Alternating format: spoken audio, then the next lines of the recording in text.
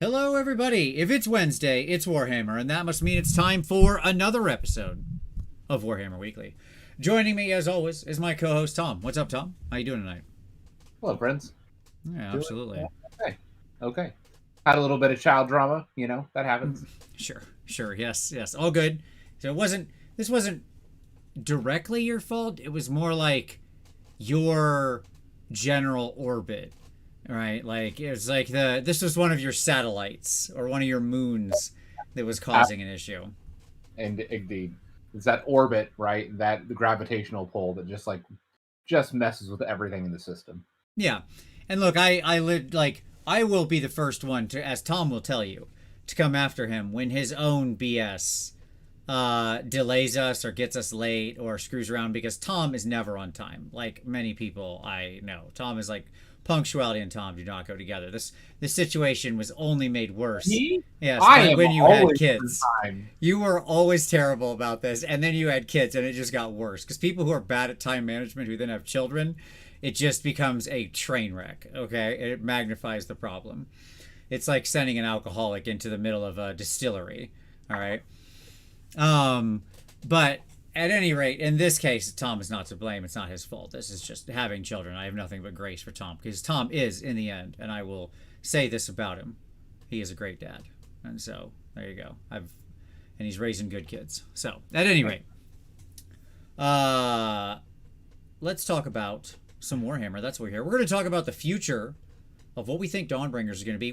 We sit here on the horizon. Book 2 is just about to come. We'll be talking about Book 2 in the Dawnbringers thing next week. But forget Book 2. That's already old news. We got to talk about what's coming in Book 3 and 4 and where it goes from there. So we're gonna do what we do best on this show, which is just haphazardly and irresponsibly predict things. Yes, exactly. There you go. I mean, that's what all the best YouTube shows do, anyways. Correct. Exactly. We're just joining the all of this, all the YouTube greats here. But first off, of course, we've got some news. News. How about that rumor engine? How about it? It's a weapon. It's a sword. It's a flat sword. I think it might be 40K. Like normally I'm always the one to be like, no, this is AOS. Sure.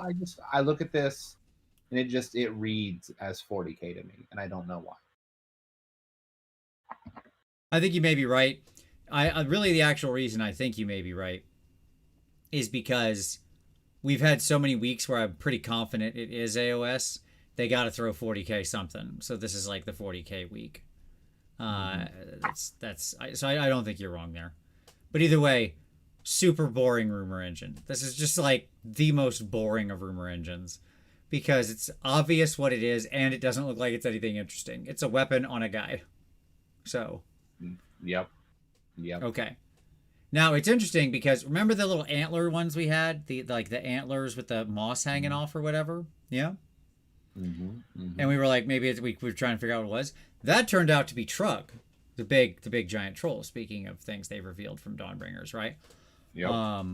So, and that guy was pretty cool. I couldn't have guessed that was on a giant troll head for like all. You could have given me all the guesses in the world. I wouldn't have come to that.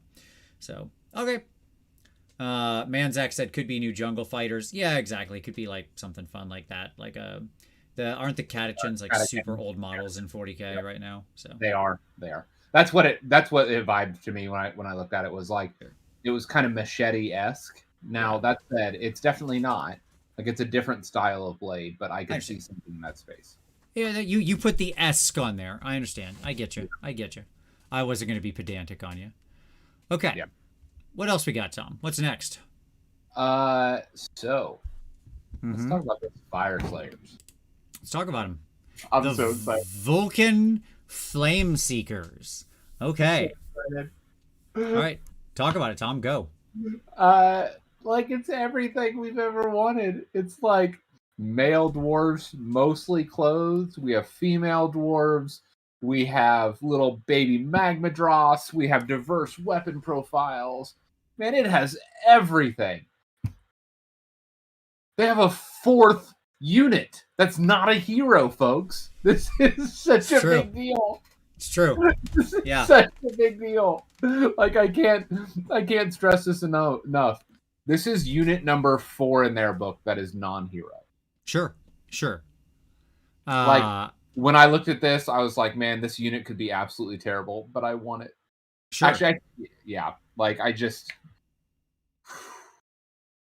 So let me talk about some things I actually like a lot here. And I'm going to praise Fire Slayers for a minute, so sit back. Just hold up. First off, I want to talk about whoever, this has nothing to do with the models themselves, but I want to talk about whoever painted these. Whoever the studio painters was that attacked this warband did an absolutely fantastic job. I love the actual like moving to the burnt, like more lava-ish pattern in the mohawks. That looks so much better than just the straight color like they had classically done. The beards are like way more vibrant and alive, the colors on them. Like the way they're heating the light in the right ways by sort of forcing it up top into this area of the around the mouth, right? Like this guy on the top left. Love his skin tone. Love a lot of these guys' skin tones, actually.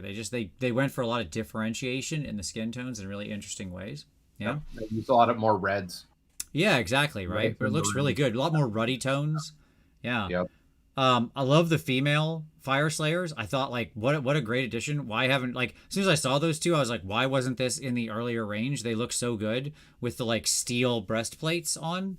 Those look cool as, and actually add a lot more visual interest to the models for my money.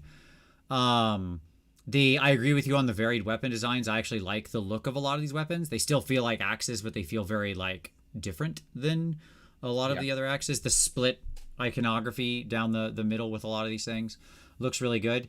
And then finally, I think the real win here was putting the little cloaks, or what, I don't know what we want to call those. What do you call it when it's just around your waist? I don't know. But they're, you know what I'm talking about. They're skirts? Yeah, I guess it's a skirt. I don't know. But yeah, putting their little skirts on actually does a lot to break up and change the silhouette. You've got the leader guy who has the cloak, the full cloak. But then all the rest of them wearing the skirts or whatever, that just looks really cool. If they had put some shoes on, I'd be all for this. I don't think we can like call them full tartans. Like I don't think we're that far in, right? But it has that kind of vibe, right? Sure.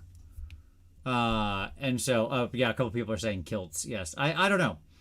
But either way, I see this as a big win. The only one I don't like is the one wearing the little headdress of like a Magmadroth baby that's been hollowed out and he's wearing it around his head. I think that looks so completely stupid. The guy in the top right, basically. This guy up here. Mm-hmm. Like, I cannot explain how dumb I think that looks. And how offensive is that? Let me ask that, right? Yeah, like, okay, this is your dog, right? They have one of these running around with them. It's the same size. This is your dog. So you kill your dog and then make a headdress out of it. That is messed up stuff right there. And you make your dog look at it every day. Yeah, yeah. Well, the old dog was going to die, so I killed it and turned it into a hat. Messed up, dudes. Messed up.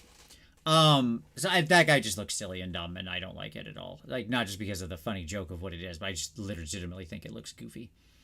The other ones, all great. I love every other model in this warband and think they actually look really good. They are like boots away from perfection. That's what I'll say. On a couple of them, they did their feet like darker, like sooty. Yeah. And that's actually an interesting method here for sort of faking the impression they're wearing boots. And so that might be an interesting take. It kind of works, right? Like, oh, sure, they're running around barefoot on volcanic ash all day. Their feet are dirt. Yeah, their feet would just be all black and sooty, right? So, yeah, that actually makes sense. So that could kind of split the difference in a really interesting solution. Like this guy over here, you can really see it really strongly. The dude over here on the right side down here. Mm-hmm. So, yeah, like great stuff all around. Still not good. Like I'm still not in love with these guys. I still don't want to paint them. But man, is this like leaps and bounds over what the previous generation of Fire Slayers were. The helmets are better. The mohawks are better. The female dwarves are better. The skirts are great. The weapons are improved. Like this is just such a marked improvement. It's wild. Yeah. I love it so much. Yeah, Like, I don't know if we've seen an expansion to a range that added this much new quality versus the old sculpts. mm-hmm, mm-hmm. Yeah, No, I agree with that. I see this and I'm like, I don't know, I could paint some more fire slayer. for sure. I mean, what? It's like 8 models and a dog. It's not that Right, but hard. I mean, like, you're probably gonna at least do a reinforced unit. Like, if you're gonna do it, you're probably gonna do a, 16. Sure. Okay. 16 models, 2 dogs. Seems reasonable enough. Yeah. Um. Okay, Eric Doty. No, I certainly hope not, nor would I ever want to see that. Has anyone ever modeled them with Crocs? God, I hope not. We shouldn't be having real people wearing Crocs, and yet I certainly don't want to bring them into the miniature world. No, So. bright yellow Crocs might look good out there. Mm-hmm, mm-hmm. All right, cool. But yeah, great stuff. Can't wait to see these dudes. They're great. Like, by the standards of Fire Slayers, by the standards of all models, this is still like a 6 or 7 out of 10 for me. By the standards of Fire Slayers, all previous Fire Slayers, this is like an 11 out of 10. It is. It is. If we're just judging based on Fire Slayers. Okay. What's next? Let's talk about the well, and as an aside, let's give honorable mention to the black rims on all these bases as well. Oh yeah, I saw that. Yeah. Noops mentioned that. Yeah. Or who mentioned that? Sorry, Neil mentioned that. I apologize. Yep. Yeah. Kudos, GW. We see you. We see what you're. We're finally on the right train. Keep it up. Okay. Related. Let's talk about that Iron Jaws PDF. Yep. Okay. So, Vince, I gushed about Fire Slayers. Do you wanna jump in on the Iron Jaws? I mean, not really is the honest answer. Because what we got, first of all, I'll say it this. Let me talk about this. The just put out the PDF with the rules. Fantastic. A+. Good job. Way to go. That's what you should be doing all the time. This is great. Remove the barrier of entry to people playing with their toys. Thank you. A+. Good job. Good guy, GW. Like, no, I have no issues. Putting that out as a PDF is an A+ thing. I want to encourage more of that. It is wonderful and thank you and great. Okay. So I just want to be super, that's like headline, right? Now, as to the units, like I'm going to talk about them next week when we do our full Dawnbringers Part 2 reveal show.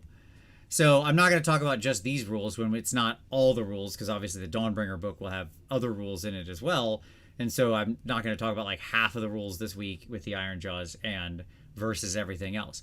Am I super excited for Big Pig and the new Brutes and the 2 guys and the new Ard Boys? Yes, I am very excited about all of it, like beyond excited about all of it.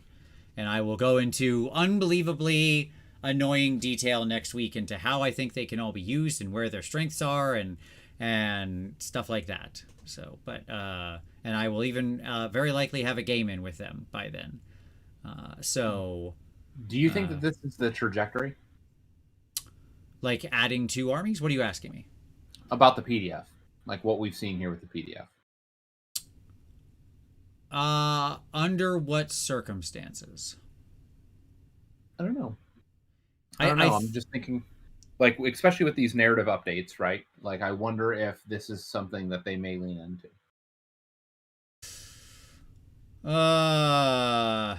I hope they do. I not mean, full battle tones, sure. but just with these types of like updates where army updates are buried in supplement books. Like, I don't think it'll be that common of a thing to happen. They do it at the end of every edition, which is why I bring that up. Sure. Yeah, I think you're right. I think that at the end of editions, when they're doing this kind of other stuff, that's when we'll see it. And my honest answer is, good, let's do it, right? Like, let's put out those things. Yes. I think the majority of the time, they'll just be tied to battle tomes. And life will proceed on, where you can get all the war scrolls for free anytime, and the all other rules you used to have to buy the battle tome for, or go to Wahapedia or something, right? Yep. So I don't. Yeah, Eric said one is more likely an anomaly than the start of a trend. I mean, I won't say either thing. They did a good job here. That's what I'll say. I don't. I don't want to make a future prediction either way. I don't know because I don't know how many options they'll have, opportunities they'll have for this. I suppose it depends on our later predictions as to what we're going to get in future Dawnbringers books, right? Are we going to get any other major hit like this, right? So I don't know. Because I mean, this is like in retrospect for Iron Jaws, like this is a pretty big update. Like to the range, you're adding like not only you're adding a play style, yes, but you're adding like a solid 3 units plus warband. Well, let's talk about it here. I mean, so Iron Jaws right now ostensibly has 3 units. Okay, pigs, brutes, ardboys. Now that's not totally accurate.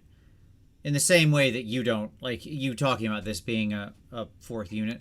Obviously, there are 2 Underworlds warbands as well, and like those exist for Fire Slayers as well, right? So you weren't counting those. Have heroes in them, but those have heroes in them. Yeah, I understand, and that isn't necessarily one of the advantages to the Iron Jaws ones is that they don't.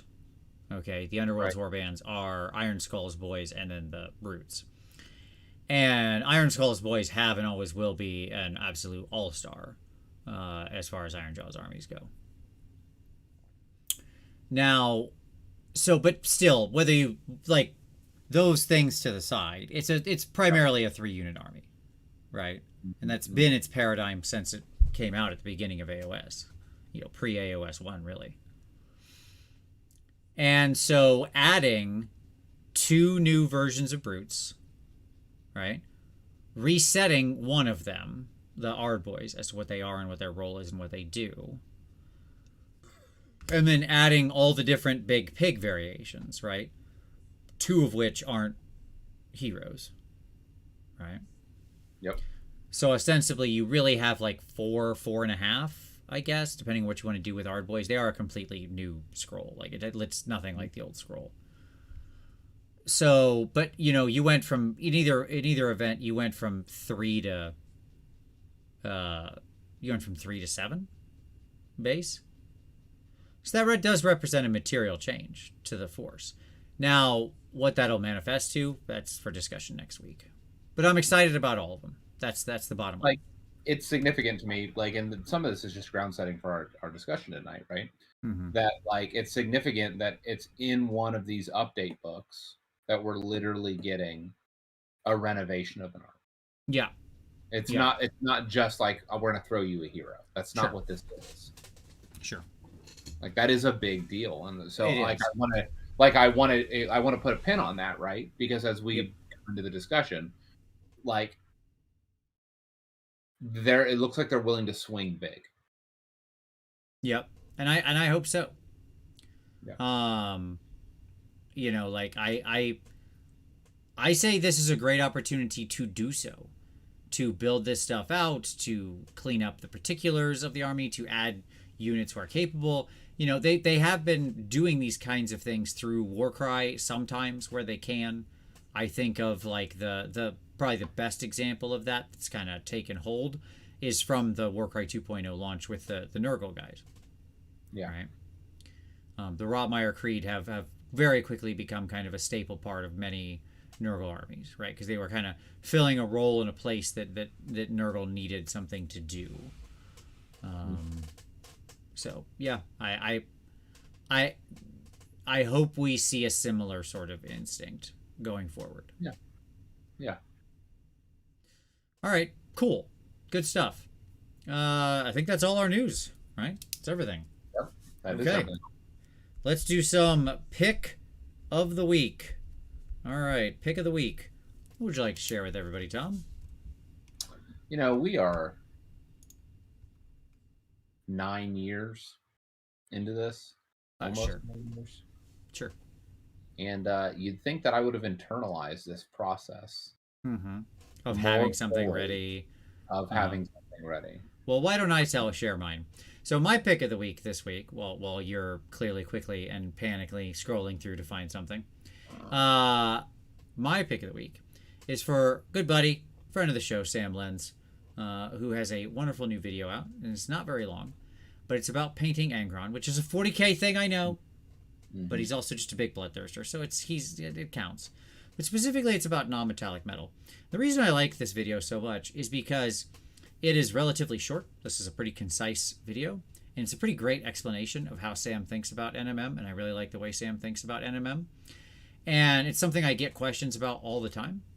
And he also shows that it's not actually that challenging to resolve, that you can sort of tackle it pretty directly. And so it's just a really nice, concise video. And so I thought it was really good, and I wanted to shout it out. So Sam Len's artwork, great artist, great guy. Go check it out, linked below. I'm not going to pretend that I watched anything. So okay, fair enough. I have nothing to prove today. That's okay. That's all right. And sorry, Paul, I'm not willing to take a swing on your video, which is titled "Racial Segregation in Cities of Sigmar." Yeah, you may want to think about that title. I thought the same thing. That's like, I get what he's going after, but well, that's a title. See, I went with like the ghettoization, right? Like, sure, that's what we used to talk about with keywords. Yes. But racial segregation, that's a big swing, Paul. That's all I'm saying, buddy. Yeah, you may want to watch that in your YouTube titles. All right. Okay, cool. Yeah, no problem. But check that out down below. Okay. Now let's move on to some hobby time. Tom, have you picked up a paintbrush and painted anything as Holy Havoc is quickly approaching? And you don't have that long. My desk is almost clean. Yeah? Okay. Yeah. Okay. So that's a big fat no. I'm almost here. Listen here. Rachel is pushing me so hard. Sure. She's like, I'm ready to get back to building. What are we doing? Why are you not painting? Good for her. Yeah. You married a good one. So you're not the only one. I hear it on a daily basis, probably at this point. Good. So it's going to happen soon. I hope so. Because if I have to hear some crap about you not having your stuff ready for Holy Havoc, I'm gonna be pissed. So I'm telling you right now, Tom. I'm ready to rock. I'm ready to go. Okay. I'm already working on spring. I'm already working on Holy Wars, man. Okay. So you gotta get in line, buddy. Let's get this going. Okay. My hobby time has been very, very, very busy this week. I've made up for last week being gone at Nova. We're right back into the mix. So I'm going to talk about this in a couple of things. First off, I finished up my big project that I can't talk about, but it's done. Okay, so I put this girl together. This is Shinobi from Journeyman Miniatures. She's not primed or anything yet, because I just wanted to put her together. I want to talk. The reason I'm mentioning it is because this is actually for a display model like this, especially a bust. One of the things I'll often do is put it on my desk, like put it together and put it on my desk and just stare at it. And like for a week, I'll just stare at it. And every so often, I'll pick it up and I'll turn it around in my hand for about a minute. And I'll just think about colors and try to see it as a painted model in my hand. And eventually, if I do that long enough, like I get a click of how I want the colors to fall. And it all kind of snaps together. But see, you don't always know right away what you want to do for a model. And so one of the things you can do is just keep it out there, keep it in sight, and just think about it. Dedicate 1 minute of your day, each day, to turning it around in your hand and thinking about color schemes. You will eventually come to one. So that's there. So in the meantime, while that's percolating, okay, I'm working on this big girl right here. And she is obviously, much farther along, as you can tell. Been working a lot on the skin and that kind of stuff. She's a very large model. I think she's at like 90 millimeters technically. I don't know. She's huge. But this has been a lot of fun. And I want to have, she's got like this kind of fade to green going on. I'm going to mess with that. Yeah, that looks closer to like a 1, because that looks like a solid like 6 inches, right? So like 150 millimeters. Let's see. 1, 2, 3, 4, 5. Yeah, she's a little over 6 inches tall. So, yeah, I don't know. She's big, but she's awesome. I don't know. It was a 3D print. and it's really fun to paint stuff like this. So yeah, this is what I'm working on now. And she's coming together. I'm excited for all sorts of things I want to do with her. She's got little butterflies and things on her. She originally had wings, but I didn't like the wings, so I got rid of the wings and then just made new hair for her on the back. So yeah. So that's been my hobby time. Well, I'm also working on, very excited. I'm also working, I have begun the journey, she is very tall, of working on our next, Adam and I's next game. So there's something that's done and is now in editing. And then that's going through the process, and then I'm working on the next one. So stay tuned. A lot of exciting stuff there. I am mega hyped. So, all right. Okay, so that's everything with my hobby time. With that, why don't we get over to the actual thing tonight, Tom? How about that? Sounds great. Okay, let me bring up the presentation here. But now, predictions and possibilities. All right, so we're going to talk about our guess for the futures for Book 3 and Book 4 of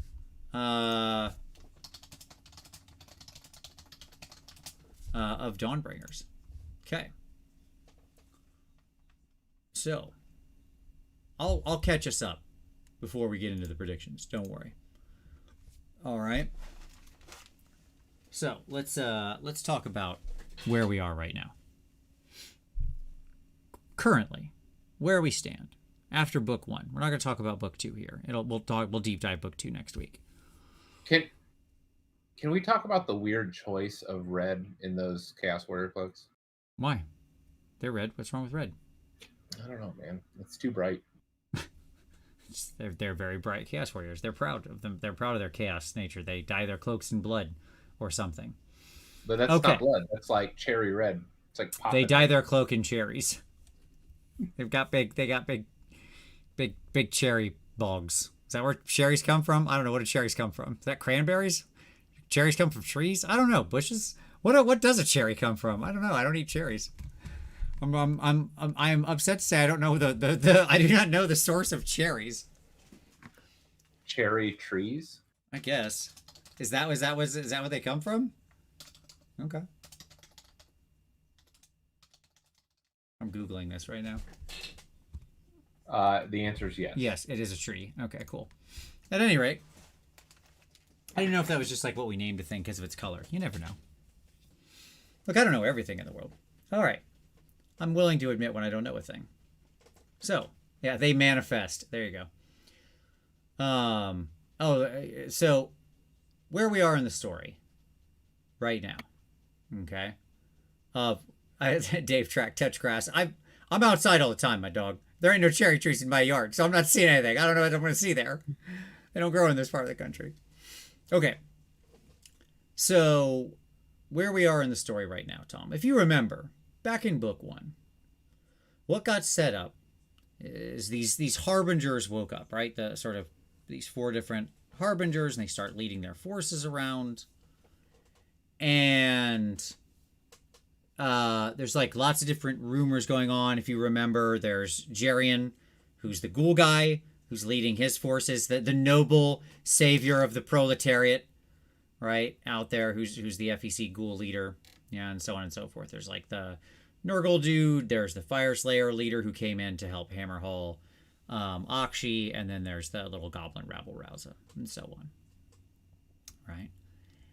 And they all the culmination of basically the end of that was, we're gonna go do these Dawnbringer crusades. It's finally happening. I love how at the beginning of 2.0 we were talking about the Dawnbringer crusades. This was like part of the whole concept of 2.0 launch, and it took us until the final year to get there, right? Yeah, like it feels like kind of disappointing, right? Sure. I remember we saw that initial art at launch for the Dawn. Like, I've got it in the it's the thumbnail for the show. Yep. It feels like, this is going to be a deep cut. It feels like we've just got to Constantinople, right? Mm-hmm. Like we have this crusade, and we're like, yeah, well, let's go do this.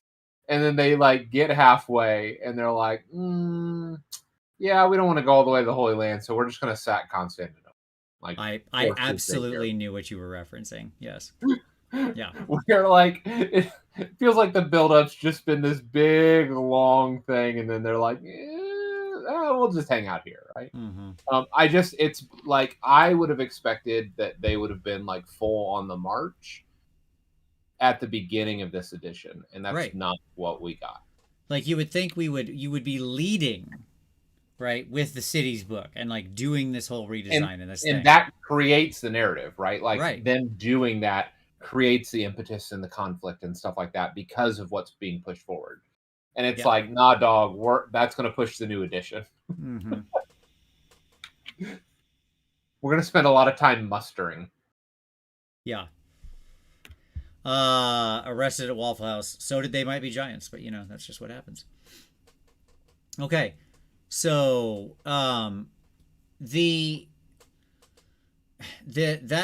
what they decide is we're going to finally do this thing, and they send out the twin-tailed crusades, right? So one leaves from Hammerhall, is due to leave from Hammerhall Aksha, and one from Gairan. And we'll talk about the immediate things that happen in book 2 next week, right? But that's kind of what's going on. So we're leading these big, right? We're leading these like big crusades out to settle new cities, tame the wilderness, right? All these kinds of stuff, right? And so, and what we know is happening is like other things are responding, of course, to being provoked, right? Hence Trug and the new Iron Jaws and all this stuff. Yeah? Yep. In book 1, we got our 4 little harbingers, our 4 little heroes, and their 4 regiments of renown. Yep. Right? Our new little ally things. And those have been, I think, decently popular, especially in certain forces. Like I've seen a lot of Sons of Bahamut with the little on the little using the little goblin force, right? Yep. So on and so forth. Obviously, some of those guys were really cool. I thought the Jerian Flesh Eater Quartz model was really cool. I thought the Nurgle redone guy was really, really sweet. Like good models. But it was just 4 little heroes. And getting little heroes is something we're very used to. It's like, that's how these books become overstuffed with too many heroes is, we got to release something. And they release little heroes, right? Oh. So, then, book 2. What we know we're getting, what they've already talked about, is all these new Iron Jaws, some new giant stuff, right? Some new sun stuff. We're getting Trug, the big troll king guy, right? Yep. So that's not a little hero. Like that's a huge major new addition to the Gitz range in this thing. And then we're getting, those aren't the Iron Jaws thing is obviously big, and we don't, the sun stuff, we don't know exactly what's there yet, right? Yep. So this time we showed, okay, we can go real far with this. Right, this can be, as you said, a major expansion. So, in the first one, we had 1 Harbinger from each Grand Alliance. Yeah? Mm-hmm. And the people who got attention specifically were, and who are still around, like all those people survived. Right? None of the Harbingers, the named Harbingers died. Right. Are a Flesh Eater Quartz in death. I don't remember his name, but the whatever, Shutterblight, Shutterhood, something like that. Shutterpox, I don't know, something like that. Shutter guy in Nurgle, yeah. Mm-hmm. Yep. The Fire Slayer's hero and the Goblin Rabble Rouser. Okay. Yep. I love that the only name I can really remember is Jerian because he was such like an interesting character in the story, because of the mythology that built up around him. Like it shows good writing is around a characters when you can actually easily remember their name, even when you don't really care about the story that much. So there you go. Chase says Iron Jaws Wave 2 not only looks good but gives me good feelings for KO and other armies Wave 2. All right, let's hope so. Then we got 2 Harbinger from each Grand Alliance. Yeah? And the people who got attention specifically were, and who are still around, like all those people survived. Oh yes, that's right. They've also mentioned the book 2 has this KO Grunstock Expedition Force. Yes. Fulgoth's Shutterhood. Hey, there you go. That's what his name is. Good shouting out, Andrew. So that's where we currently stand, Tom. Okay. Yep. What we've seen is we can get a lot of different options here, up to and including basically a full wave 2 of an army. Yeah. Right? Yeah. And assumingly, we're going to get book 3 and book 4 in the lead up to the launch of 4th Ed. Right? Do you think that books 3 and 4 will launch in this year? No, I think 3 will and 4 will be in next year. Fascinating. Okay. Yeah. I mean, they got to sell us something next year. So. Well, I mean, right. Like, I recognize that. Like, we had like 2-month gaps between most of the Broken Realms books. Ish, yeah. I mean, those were released under unusual circumstances, to say the least. But yes, They were. They were. That's certainly true. But it just made me wonder. Like, obviously, we'll probably have book 2 soon. yeah. Well, right? I mean, it goes on pre-order this coming weekend. So Yeah, soon.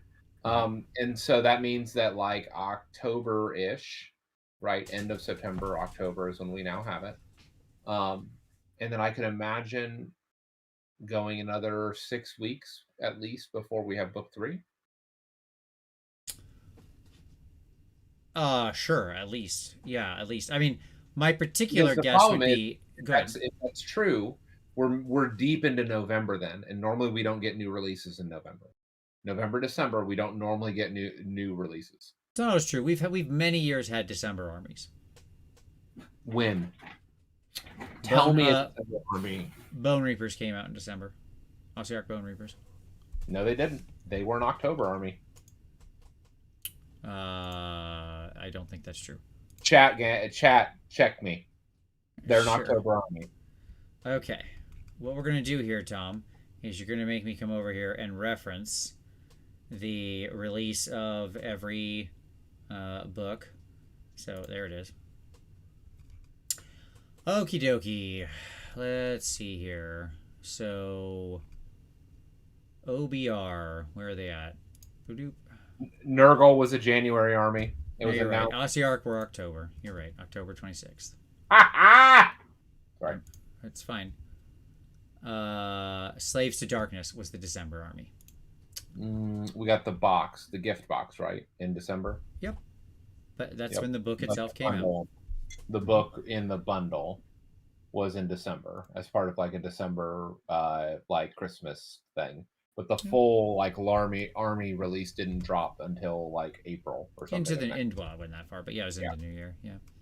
My point is, it happened. Like that did occur in December.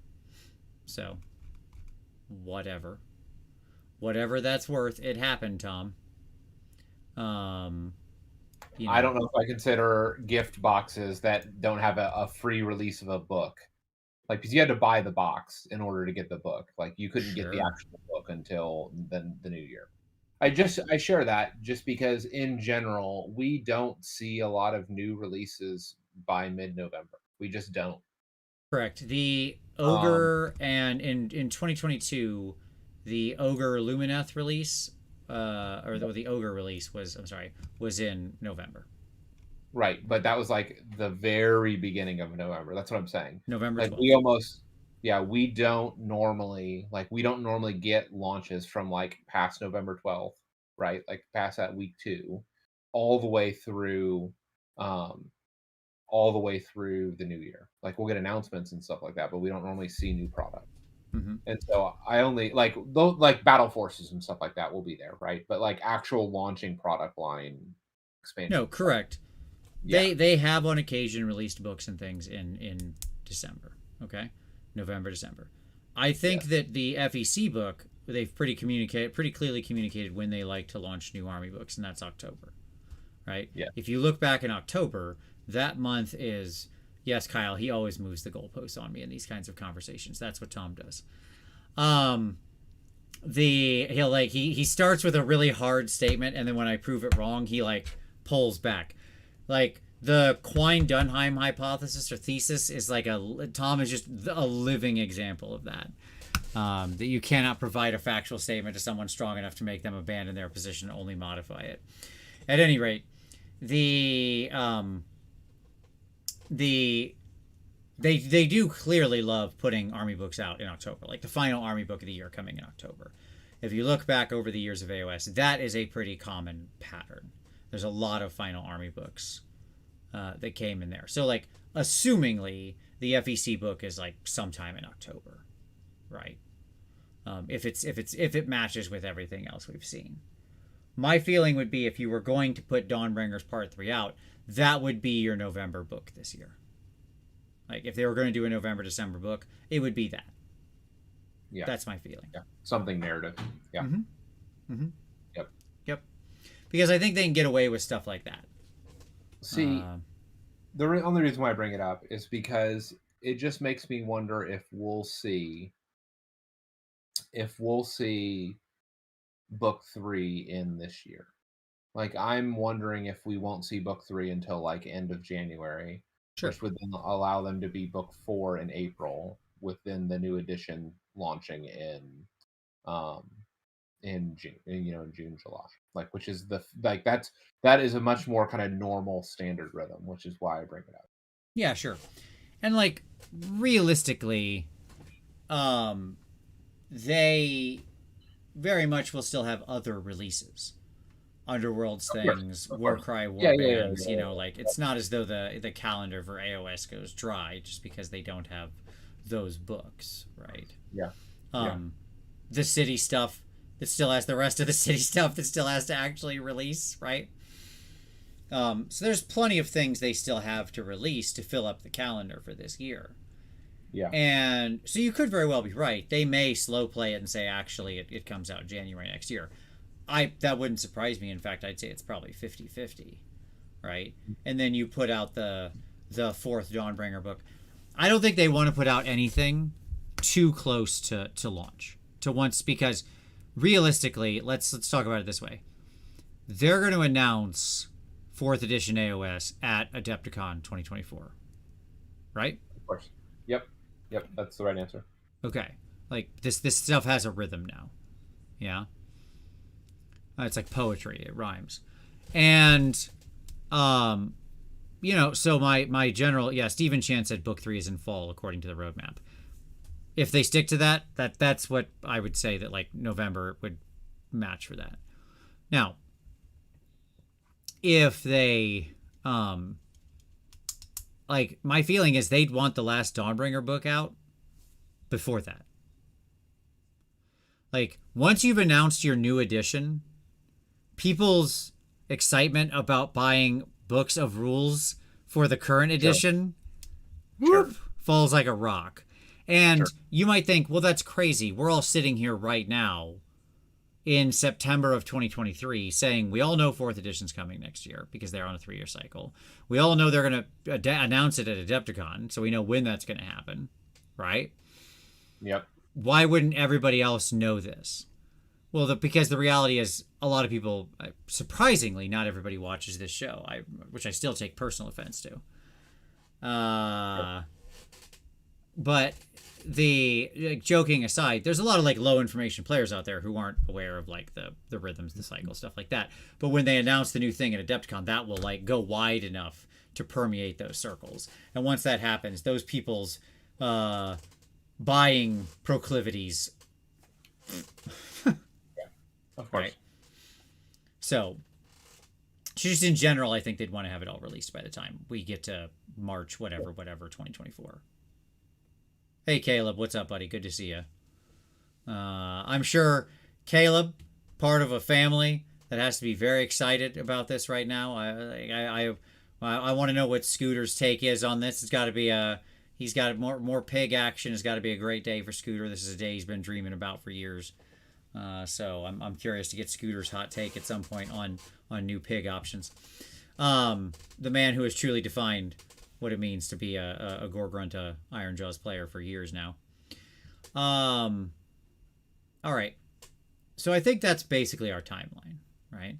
My guess is book 3 let's call it October at earliest, January at latest, and then book 4 January at earliest, March at latest. Yeah, That's my yeah, feeling. that's fair. Yeah. Okay. So that's our timeline and our setup, right? So now let's get into that real tinfoil hat stuff. By the way, if you haven't already hit like, you should do that. Hit like. It helps other people find the show. It's so easy. It's just clicking a little button. Subscribe. Fun stuff like that. We appreciate it. It's as easy as clicking a little button. Okay. Let's talk about what's coming up next. Armies and subfactions. Let's start here, Tom. Okay. So book 1. Again, very fast review. FEC, Nurgle, Fire Slayers, Gits. All got touched in some way. Yep. Okay. Book 2. Gits, again, double tapping. Ironjaws, Sons of Bahamut, KO. All got touched. Mm-hmm. Okay. Mm-hmm. So we have 8 armies that have been touched so far.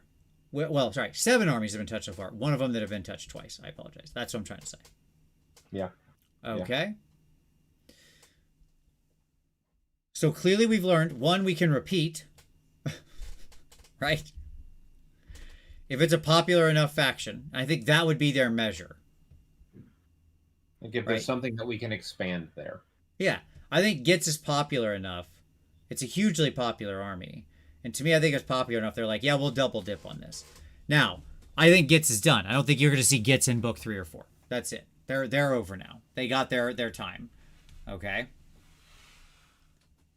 So, what's our book 3 picks, Tom? Who's up next? Book 3, book 4, what would we expect to see? I won't hold you to like specific books. We don't have to say separate 3 from 4. In either book, what are we going to touch? Who needs the touch? We're not going to talk about what exactly they're getting yet. For the moment, we're just going to talk about the things they're doing. Well, I think Lumineth could always use a little bit of massaging. Such an undertouched faction. You know, they've had so little since their initial launch. Okay. All right. Yeah, that's true. Charles said the roadmap says book 3 and 4 are both coming this year. Book 4 could be delayed, but they haven't even confirmed the series is only 4 books. I'm guessing that the series is 4 books because every series they've ever done is 4 books. They seem to really like that thing. Okay, they love the 4-book cycle. All right. So, Tom, what is coming in book 3 or 4? And importantly, why? Okay. So you said Lumineth. All right. So Lumineth is your first pick. What and why? Like not model wise, just like okay, why? Why Lumineth? Why Lumineth?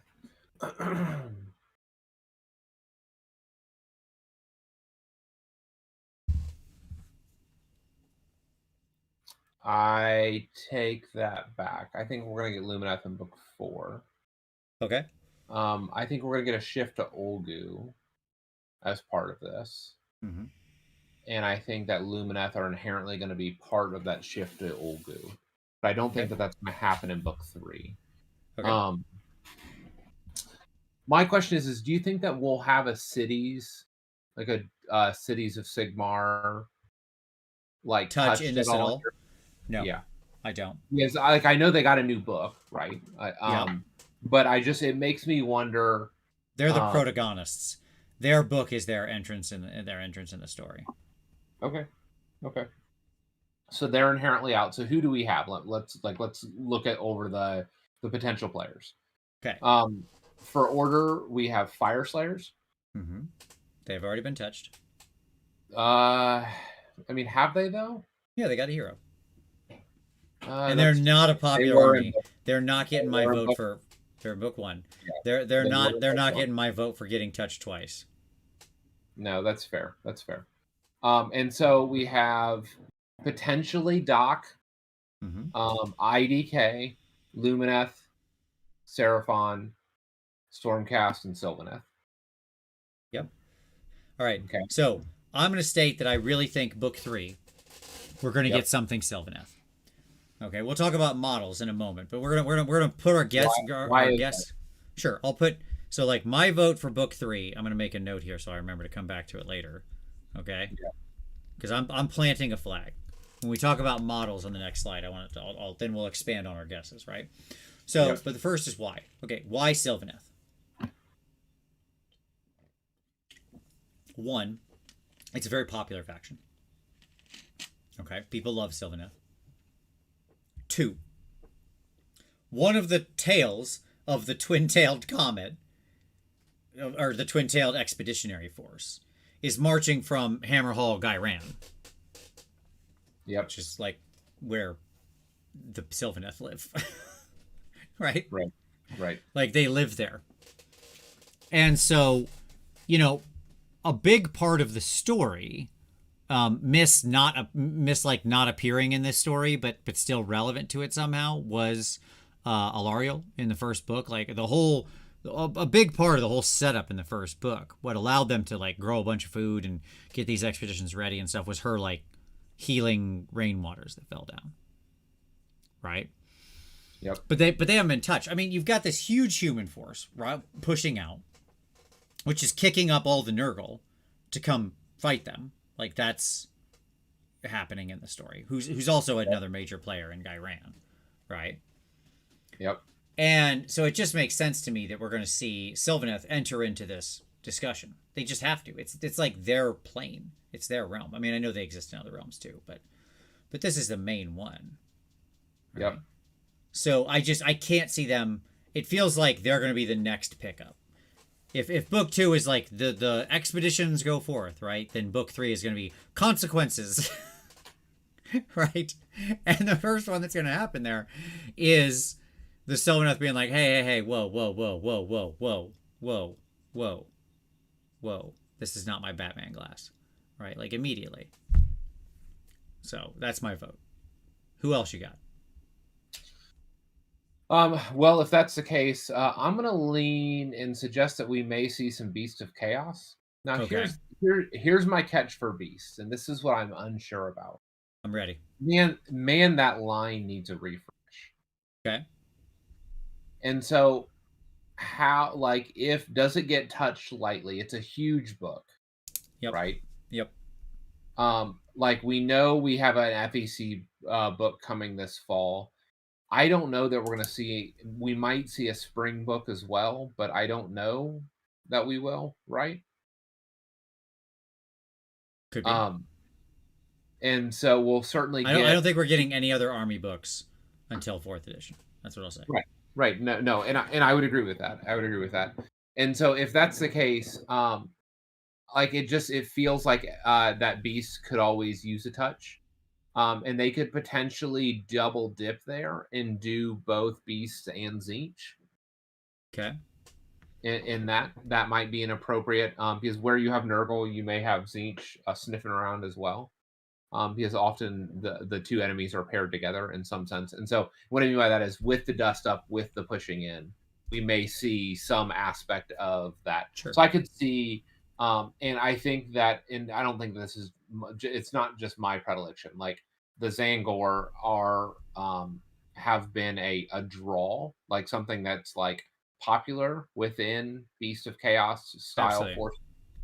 And so I could see them kind of capitalizing on that, and then them getting to basically play in two spaces with both the disciples of Tzeentch and then also Beasts. So I think that could be possible. And if we have those, I could also see us get some Cruel Boys.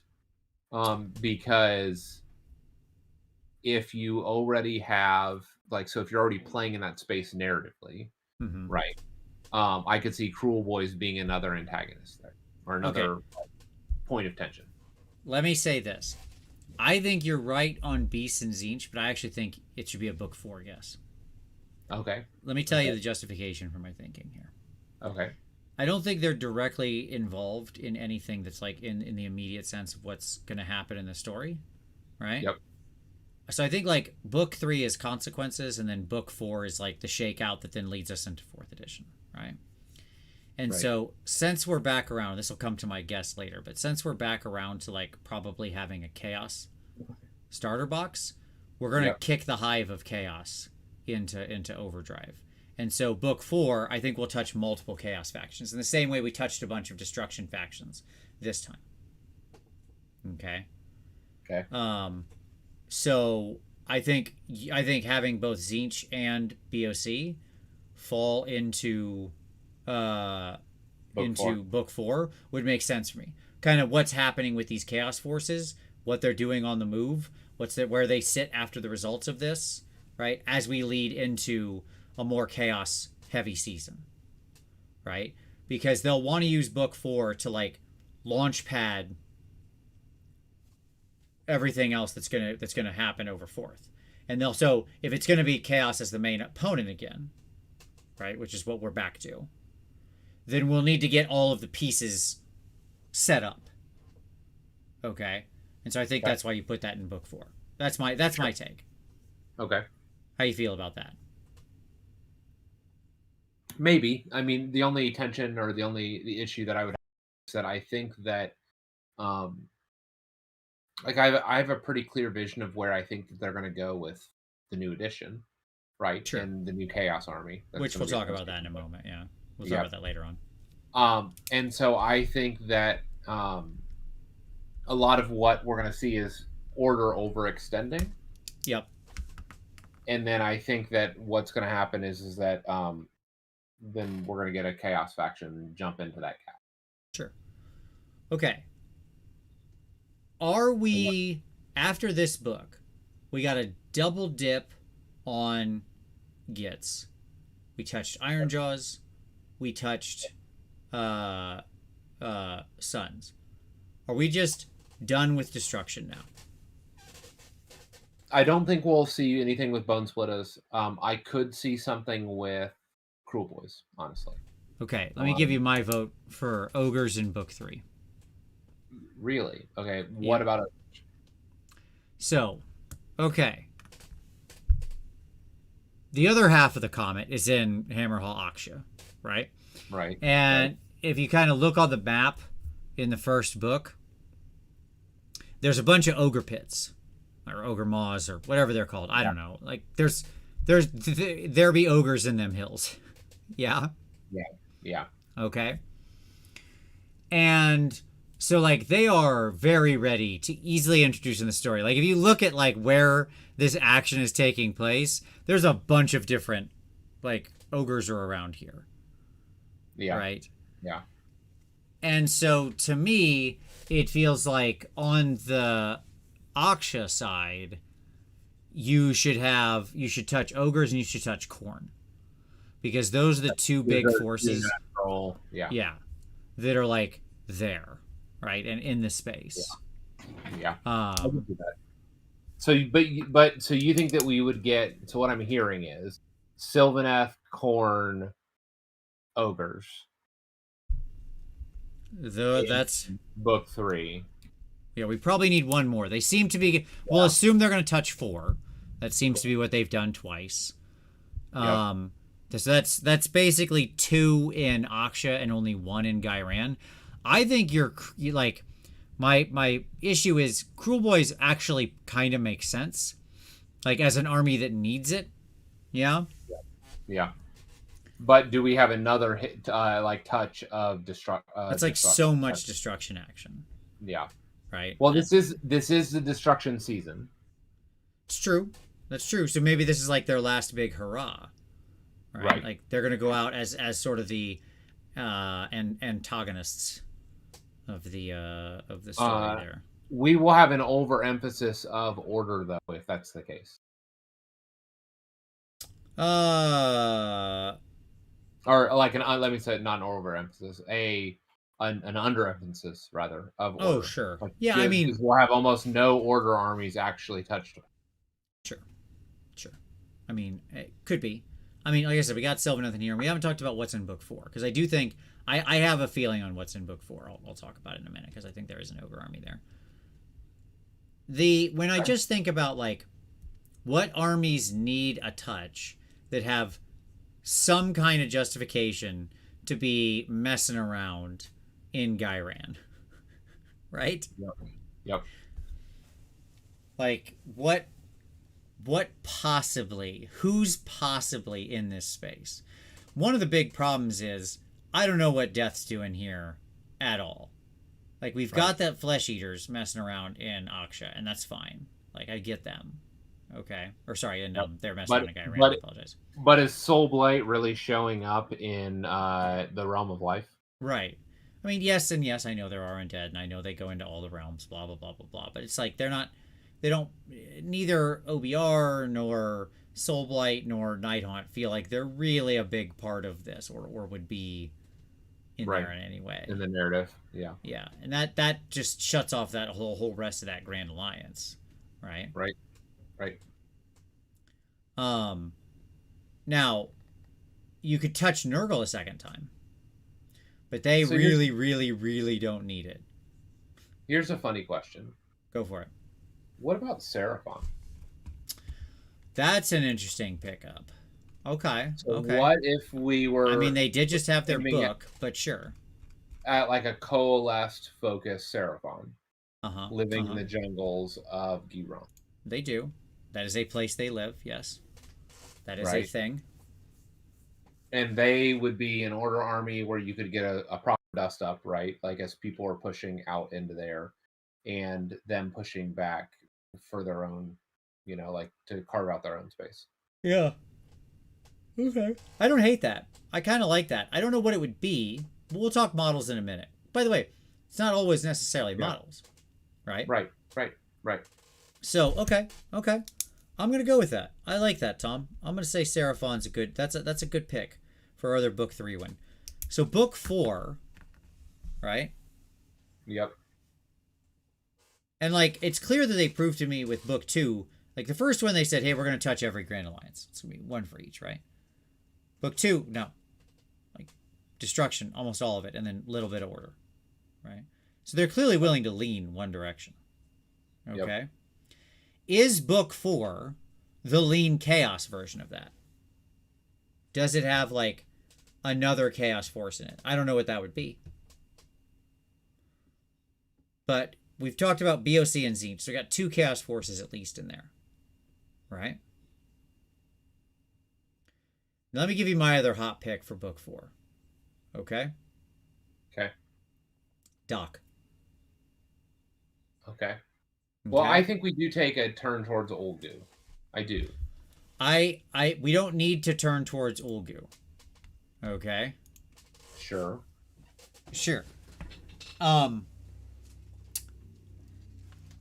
Okay. So in Marathi, right? She took over a city. Yep. Yeah? You remember this, yes? Yep. Okay, so she took over Anvilgard. Yeah? Yep. And Anvilgard is not in, nor the new version of it, right? What is it called now? Right. Har-Huron, right? Yep. That's what it got renamed. It's in Akshi. It is. Okay.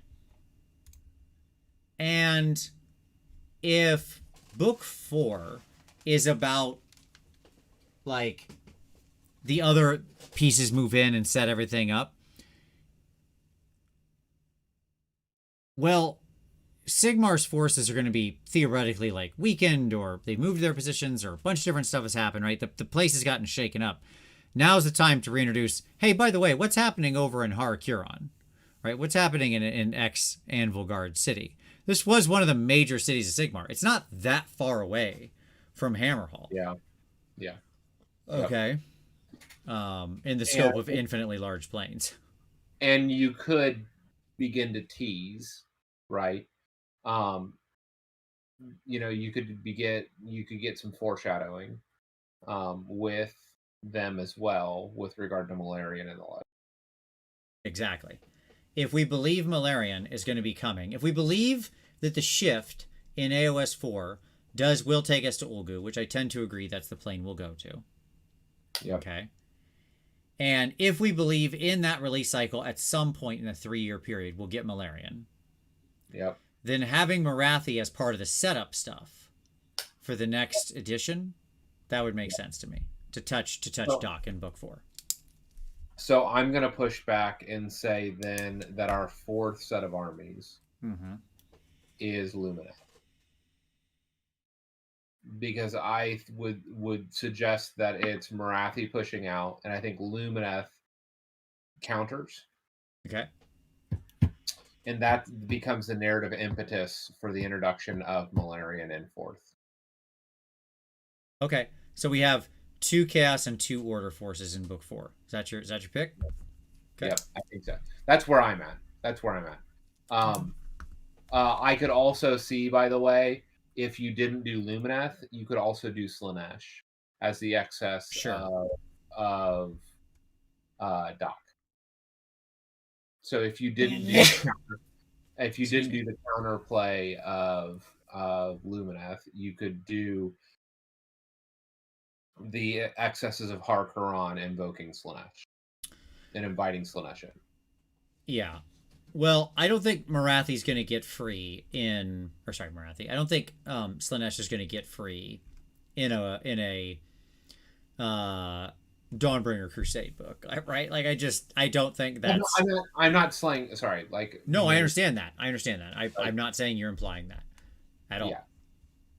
What I'm saying is, if you're going to set up, if she is going to get free in 4th at some point, like if that's it, we've been teasing that for a while.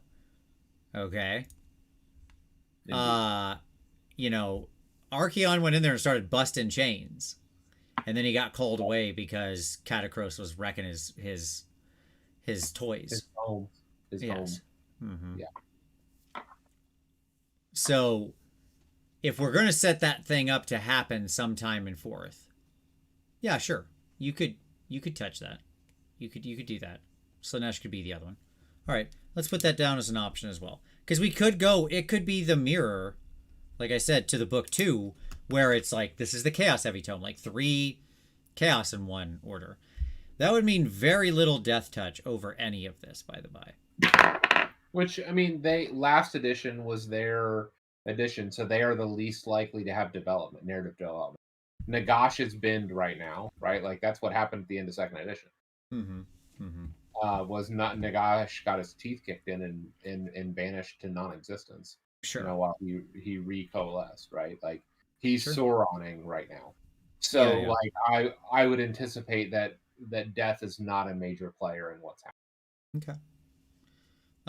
Ready to Roll does raise a good point that he said they did bring back the lion in the 40k Arcs of Omen book, which was huge. That's also a fair point. Bringing back the lion was a big move.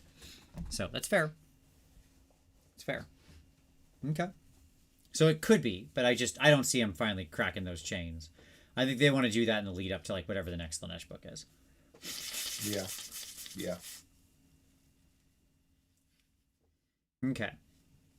So what our predictions are here are book 3, Sylvaneth, Khorne, Ogre, Seraphon. Book 4, BOC, Tzeentch, Doc, LRL, Slaanesh. We'll go a little wide on the last book. Maybe they break the cycle and have 5 in the last one. Who knows? They can always zig when they're going to zag.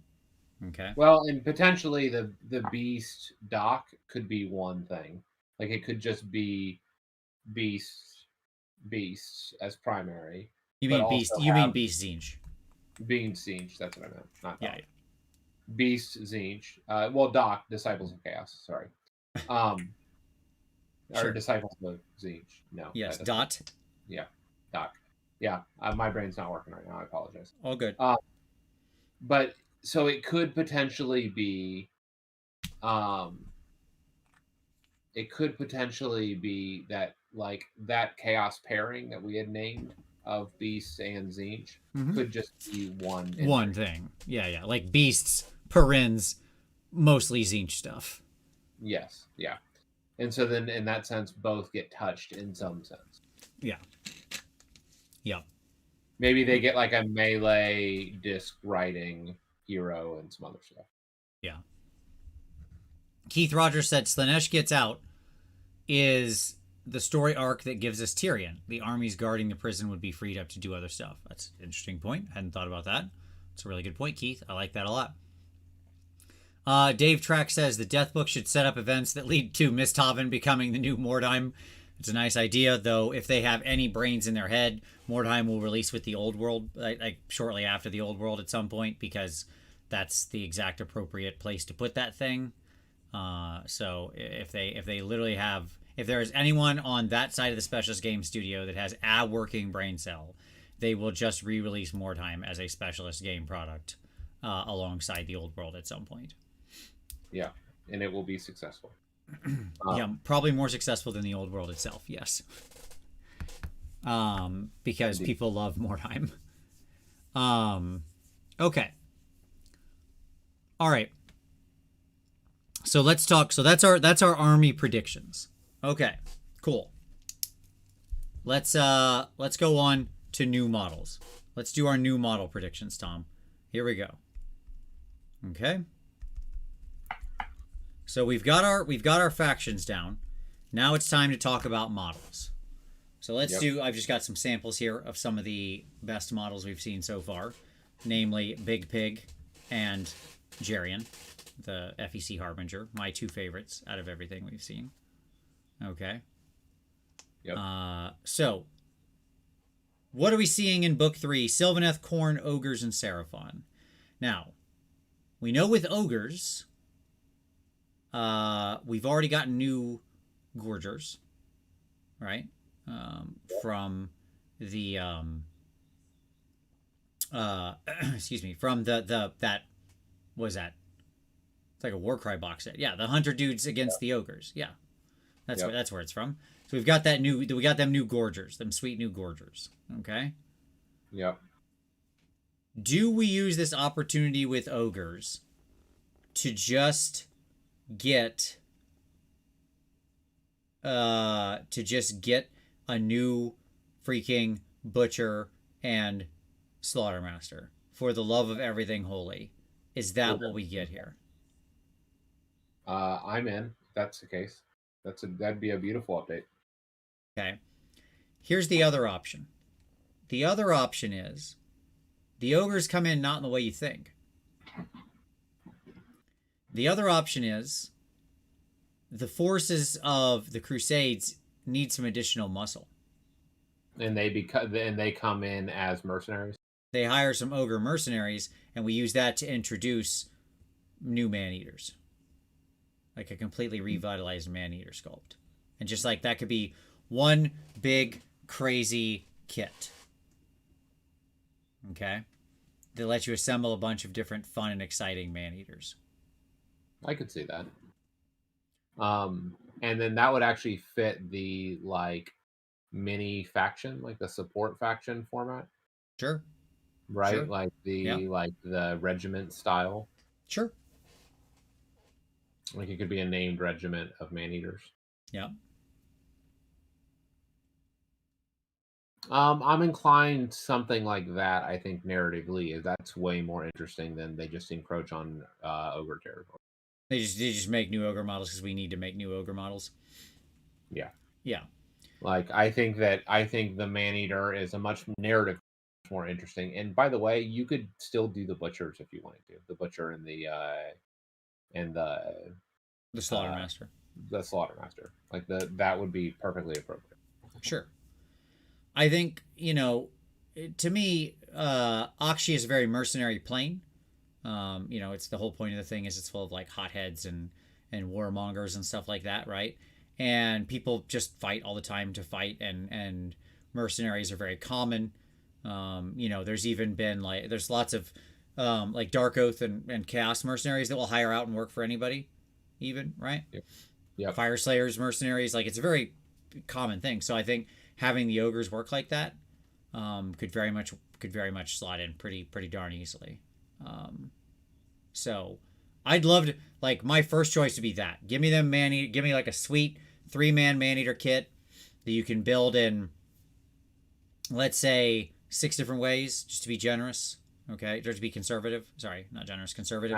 9 different ways if you're generous, right? or near infinite if you want to play that route, like where it's like, oh, Like you can in- actually put different accoutrement, right, on them. Yep. But like primarily they build into sort of 6 major body builds or something like that, right? Like 3 sets of legs, 6 sets of torsos. You get it, right? Or 6 torsos. And then a bunch of different arms and heads and weapons. And there you go. Hopefully that would be the kind of kit. Okay. All right. Tom, you said Seraphon. Do Seraphon get any new models, or are they the ones that like are they not gonna like be any model stuff? Go for it. They get 1. Okay. I think we get Big Pig style. Okay. And what we get is we get a big long neck Brontosaurus variant Oh, okay. on Okay. like 150 mil pie plate. Wow. Like, Okay. I think that we get 1 kit, and I Okay. think that it's like the Apexosaur or something, right? Where they like Sure. lean into because if you look at all of them, like all of them are variants on like standard dinosaurs for the Sure. monsters. Sure. And like the stegodon is stegodon, like it's a triceratops. Triceratops, yeah. We don't have like a brontosaurus, is that your point? Yes, we don't have any long necks, right? And so it could be something like not just like it could have some interesting uh like spiky tail, or like there are some because there's no like stegosaurus, right, style thing. And so it could be something big like that, big and I don't know, scary. Okay. Like we don't really have any centerpiece big monsters outside of the Carnosaur. And even the Carnosaur's not on like a huge pie plate. Sure. He's just a standard cherry base guy. Yeah. Yeah, and Like all so their like boys. something like space wise filling that Dreadsaurian style. So is this like a war platform in your mind? Like, does it have a ton of skinks on the back and stuff like that? Like maybe it's got some kind of cannon or something, like little lasers on the side, that sort of thing, and then a bunch of skinks. Like think Dino Riders. Yeah, yeah. That's what's in my head. Yep. And like a full unit of skinks, like 16 skinks just hanging on for dear life. Okay. Yeah. I like that. My vote would either be they get that or they get no models. That's literally because they had such a major line refresh. Right? Yep. I could see them end up being like the sort of like KO type of thing where it's like, oh, they get attention and focus, but they're not, maybe some rules, but they don't have any new models. Like you got your new models earlier in the year, be happy with what you got. Yeah. End, right? Yeah, I could just imagine something big like that. Mm-hmm. Sure.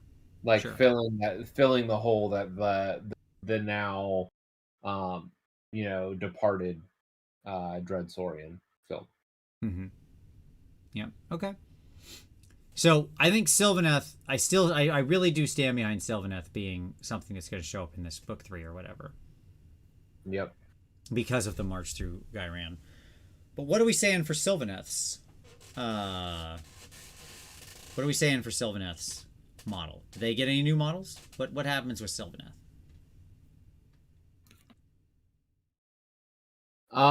So we've updated with bugs. So that aesthetic, so they could go 2 ways, right? One would be some type of Dryad style update, right? Because we haven't had anything with them in light years. So I think they could, or some type of new Kurnoth unit, like something big, and beefy, but not full on tree person. Right?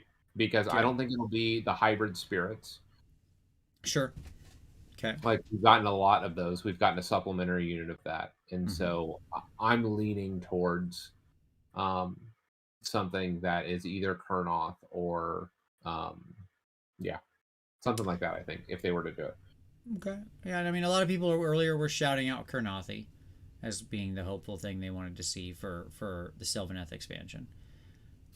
My guess is it wouldn't be that big, but I think if we're going to have Sylvaneth, I think they want to actually use him as sort of in an antagonist way in the story. And if they're going to go that direction, then to me, what you do here is you get, you like what you mentioned about Draika's stuff.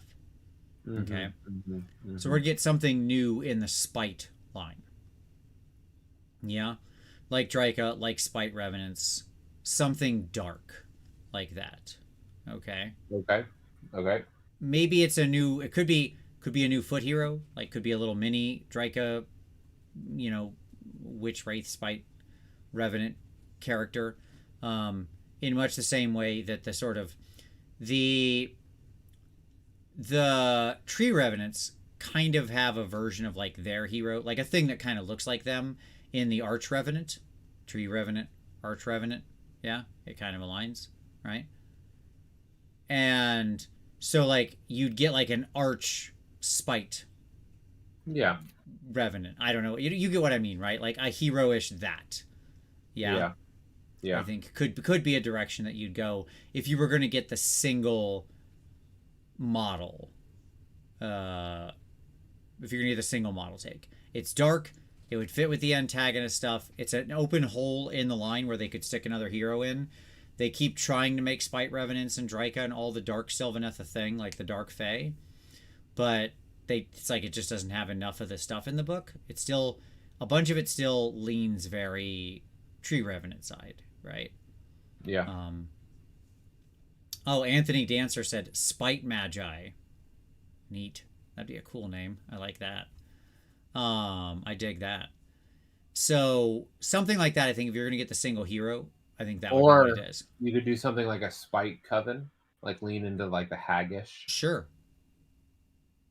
Yeah, like the other option would be have a trio of spites that function like a hag coven.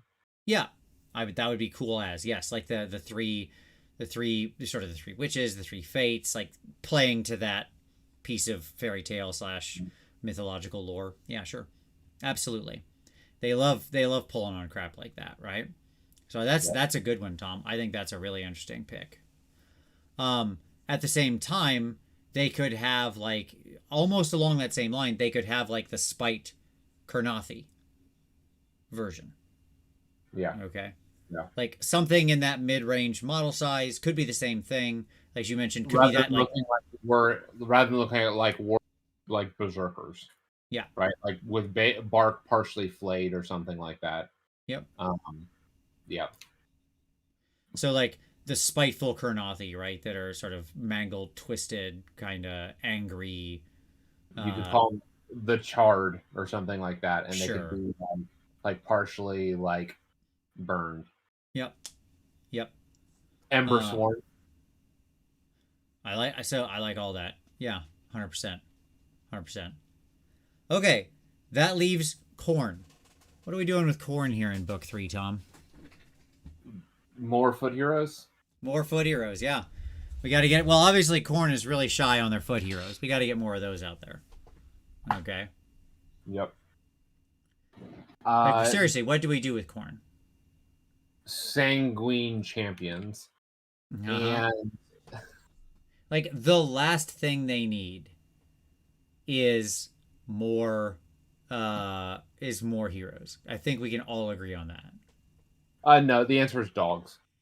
I think the answer for Khorne is to lean into dogs, and you do a great hunt style Khorne thing, right? Which is about I don't know, maybe. Branu Mate just said New Volkia in the chat. Of course, that? That's to me that's a low hanging fruit. Like they have to do New Volkia at some point. Yeah. What if they did new Goodest Doggo and Volkia? Well, we already have a relatively new Karnak, if that's what you mean. Like Karnak himself is not that old. He comes from the launch of AOS. Does he really? Yeah. Mm-hmm. Yep. We got new Karnak and new dogs at basically whenever that corn refresh was in the end times. But the Volkia one makes sense. That feels like the perfect call. Like a replacement unit for Khorne, I completely believe. Yeah, like again, I could see Volkia for sure. Mm-hmm. Scaling her up to not be tiny. Yeah, she's way too small. I mean, I will say this: Karnak is, he is like made to order, right? Or like he has a restricted ordering status. I just don't think we're gonna need a replacement on like a 8-year-old model. It's possible. So, what else would you want to see in Khorne? Like, we could get new, bigger dogs. What if we got like big elite dogs? Right, like, and that's what I was imagining is something along those lines. Something bestial, not just crushers, not just dudes. Sure. And another area of development that they could return to would be the throne / skull cannon stuff, Mm-hmm. like the chariot esque. They could re-explore something like that in the priest sphere because they've Yeah, been doing a lot of priest stuff. I like that. You're kind of on line with what John S. just said when he said Mortal Khorne Chariot. And like a true like throne with a priest on it, like rolling around. Yeah, absolutely. Would Like you have it mortal. actually being pulled then by fleshhounds rather than by No, by you could buy be driven like juggernauts. a bar?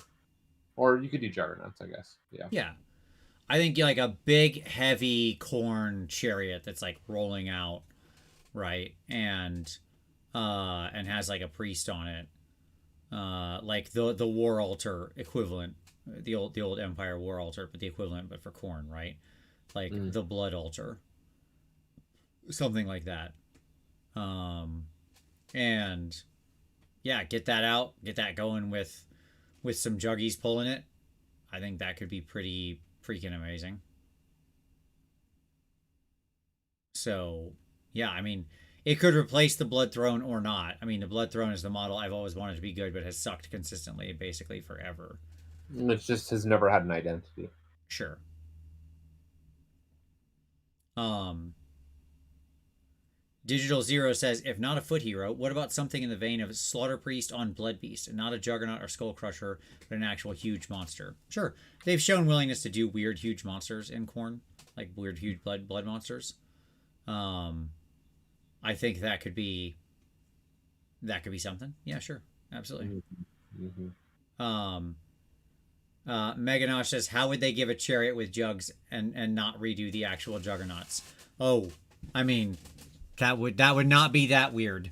I would absolutely believe that would happen. But I just think like a juggernaut drawn chariot with a big, altar on the top or something would be cool as. The only thing that might wave them off something like that is they might think, well, we already have that the skull altar, right, as a terrain piece. And they don't want to have a second one of those. But maybe that's exactly why they do it, because it acts as a sort of second mobile skull altar, right? Yeah.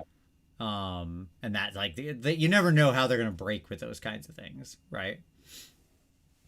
Okay, cool. All right, let's talk about book 4 then, and some new models over there. BOC. So you're leaning to BOC Zinch. Do you think is it bird stuff? What do they get? Do they get Zinchy bird stuff? I think we get an update of the cockatrice model. Mm-hmm. And I think we get a new disc hero that is a melee-based Zangor. An update of the cockatrice model and a new melee-based, like, what kind of Zangor? Like, you're saying not just the regular Zangor on foot now. What do you mean? Can you break that out for me? Like, I am imagining a piece of chaos. Think about so we have a Zangor shaman Mm-hmm. Who's a caster hero. We do. I could I could imagine like a Zangor herd leader or Okay. something like that as a melee style hero on a deck. A Okay. Zangor swinging a big ass weapon, right, on Sure. a deck. Okay. And it would be a real interesting tech piece that could then show up in both Zinch and as in like an 8-wound hero. Sure. Like a really cool Zinch melee bird Zangor on disc. Okay. Yeah. That'd be And cool.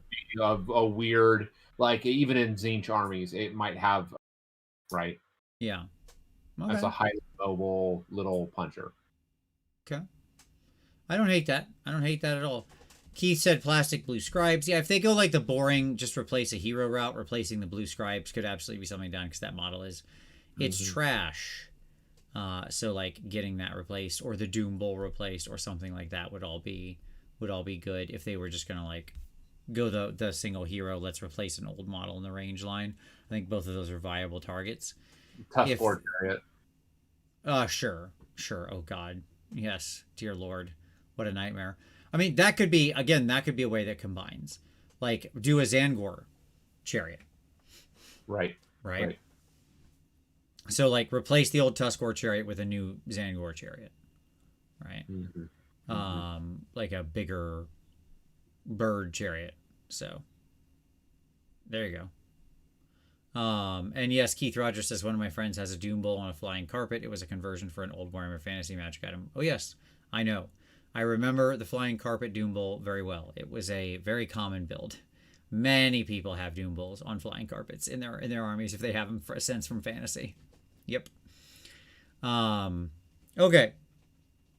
I like that idea. I like that idea a lot, Tom. I love the idea of just like a real cool melee Zangor disc hero to kind of complement the shaman. I think that's a good idea. Nothing like that exists in those armies. Sure. Okay. Cool. I like that. All right. Slanesh and or LRL. What are we doing with these? What are we doing with these things? Are we getting anything actually new here, or are we just setting them up in the story? It feels like if we were going to do anything where we set two armies up in the story and just had like some new rules or a new subfaction-y thing or something like that, this would be the one to do it with. These two. Yeah, but being in Giron, like I could imagine another animal-y temple being introduced, right? Okay. Like, not that we need 5 more units and another subfaction, right? For Lumineth, but I could imagine it. Okay. I don't know that they're gonna like. It feels to me like if in both of those cases, the ranges are really big. They've had decent enough action over the course of AOS, right? And so if they were going to go for those things, it could be just like it could be a single new hero for each, and we call it a day. But they've had so many heroes, both of them, so many foot heroes. It's almost hard to imagine the space that they would take there, right? So it honestly, both those ranges make complete sense to me to like show up in the book. But but I cannot trace the models that they would have almost at all. How about a new Daemonette model? Okay, like refresh the baseline Daemonette. I mean, let me tell you why you might be right. I have a thought. Okay. Because we have Fulgrim coming? No, not that. By the way, just real quick here, Cygnus Maximus said they do seem to be really leaning into Ogroids these days, so part of me wonders if we'll get an Ogroid thaumaturgical unit. I thought about that for like Minotaurs or Ogroids with your beasts in Zinch, like having Zanogers. Like we've got Slangor, we could get like the the Zenogres or the bigger, you know what I mean? You get it, right? You get what I'm saying? Yep. Yep. Minotaur, Zinch, put the two together, bird guy Minotaurs. At any rate, I could see that as being the other unit. Okay. Let me tell you why I think you might not be crazy on the Daemonette thing. We got that.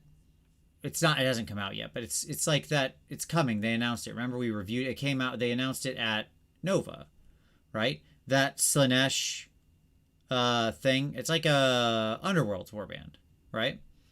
Yep. And it has the three Slanesh models in it are Daemonettes. But they're three very different Daemonettes than anything that's out there in the current Daemonettes, right? Like, they're wild. Yep. To the point where it feels like those three could have been test sculpts or early sculpts for a refreshed Daemonette unit that they were like, well, hey, we've got these three. These are like the best three of the lot, right? Let's not waste this. Let's do something with these. Okay. Yeah, and so they were like, yeah, let's just pack them up and call three Daemonettes an Underworld's warband. What can you do with, like, they just, you know, they make these models and they're like, what can we do with these? And the Underworld's guys are like, well, sure, we'll take them. We'll do something. We'll figure it out. Right. Mm-hmm. Mm-hmm. So that's what makes me think you may be onto something there. Because maybe those are just the test run for that. And what we actually get is a new Daemonette unit that has lots of mixed body types and different sort of bondage gear like they're all wearing and so on and so forth, right? I can see that. So, okay. Cool. That leaves one more in book 4 for new models, Tom. All right? Okay. Doc. I think this is actually an army where you got a lot of space. This is not it's not a huge army. No. So, because we've gotten so much kind of snake love, do you think we'll go back to witches? We could go back to, well, we did get the new High Gladiatrix at some point, right? So that was a new foot hero on the Witch Sister of Slaughter paradigm, right? You've got 3 frames. How about that? Right? In the Doc army, for the most part. You've got the Witch frame, you've got the Snake frame, the Medusa frame, right? And then the Canary frame. Right? The sort of gargoylean, you know what I mean? Yep. Winged frame. Okay. We've got some decent snake action. Like we have a snake, we have a foot snake caster, foot snake melee, foot snake shooters, foot snake melee, right? But Canary are still a pretty limited part of the overall army. Right. They don't have a hero or anything like that would complement. Mm-hmm. Mm-hmm. I can see that. So something more with like the winged Canary. Or we could shove 2 of them together. What I mean by that is like winged snake ladies. Like have some Canary, like an elite Canary Melusai unit, right? Like you put some wings on a snake lady. That kind of thing. Yep. I think there's a lot of space you could work with there in that army. I could see that. I could see that. That would be compelling. Sure. You could basically it just becomes like mini Marathi 2.0. Yeah, sure. Just she's a winged snake lady, right? She's a big winged snake lady. Yeah, like little her little homunculi that she makes some new people specifically in her image. Right? Her image, as it were. The Shadow Queen's image. I think that'd be sweet as. Right? Some actual like winged snake troops. Yeah. That'd be great. And then, as Grumdy said, I'd like a monster in Doc that isn't Marathi herself. Sure. That would be the other option, right? We get an actual monster kit in there of some kind. Yeah, I can see that. They might want that to be an army that doesn't really have big monsters in that way. You know, like their kind of closest thing is the statues, the walking statues. But I don't know. Okay. Cool. Good stuff. There we go. We've got them all. What didn't we miss? Or sorry, what didn't we say? Sorry, what didn't we miss? What did we miss? Or what didn't we say? If you're watching this in the future, put it down in the comments. Tell us what you'd like to see for that stuff. Okay. Let's go on past new models. Let's talk about the story. Tom, I know you're going to have just all sorts of ideas here for what to do with the story. But let's make some broad predictions. Here we go. Sylvaneth are upset because they're pushing into Giron, and so vengefully push back. The same with Akshi. I think that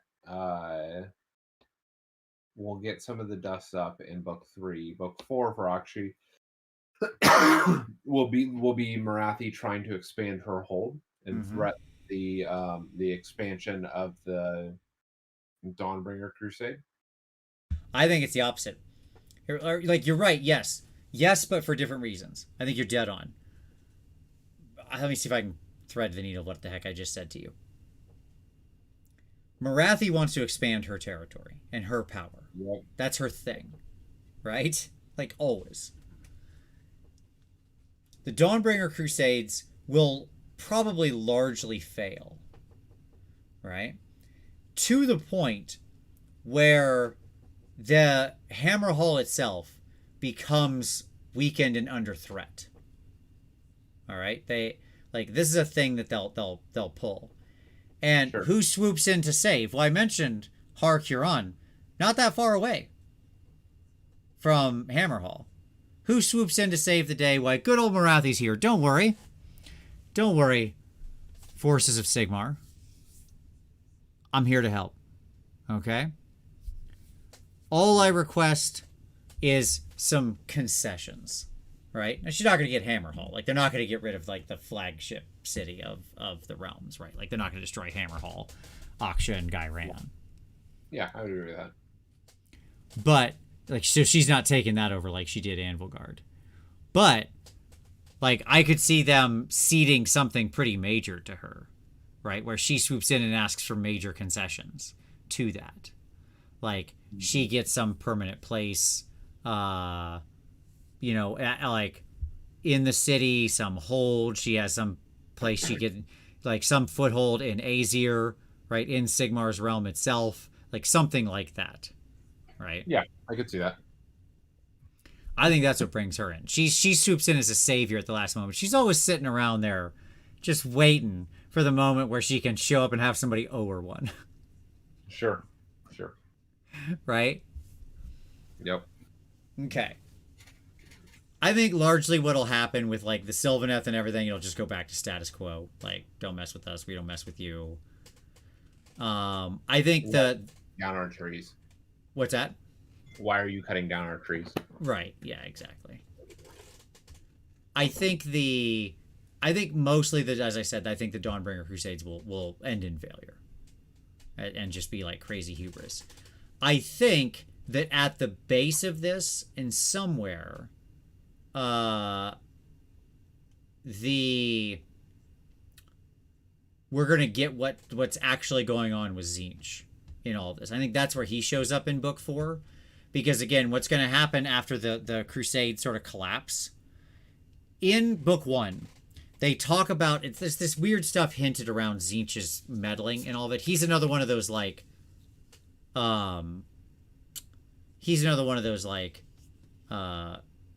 Sir not appearing in this story, but he's still influencing it, right? Inquisitor said they'll never destroy Cadia. Yeah, sure, I understand. People still talk about Cadia all the freaking time, even though they blew up the stupid planet. So, it's fine. Like, Cadia's been around for a long, long, long time. Hammer Hall has been around for, 6 years. I don't think they're going to... They felled one city. I just don't think they're going to go back to the well at the end of 2 editions of having a city of Sigmar fall, is my point. We already did that last edition. Mm-hmm. They need a new trick. So, in book 1, when they talk about, like, the way some of the fires were burning in Akshi to handle the plague... One of the, like, Inquisitors becomes suspicious because the fires are burning in some kind of very unusual pattern that he, like, cottons to. right? Yeah. And thinks like basically Tzeentch's hand is at work here, like setting up some chicanery. Yeah. I think that Tzeentch is going to keep screwing around in the background of like every book until he eventually reveals what his silly master plan is in book 4, right? And then like that's when he plays his hand. I mean, it'll fail, like always, because Tzeentch's plans are always just like long build-ups for that end in disaster. It's basically his story as a chaos god, right? But that's what they'll do with him. Okay. That's my feeling.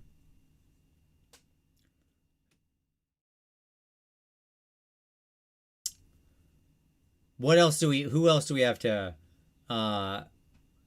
what else do we have to touch on there? What do you think? You mentioned Seraphon. What do you think's going to happen with Seraphon? Like what's your story play with how Seraphon get involved here? Is it just big stompy monsters come and get involved, or is there something greater going on? No, I think it'll be pretty brainless. I think that their involvement is big stomping monsters. Okay.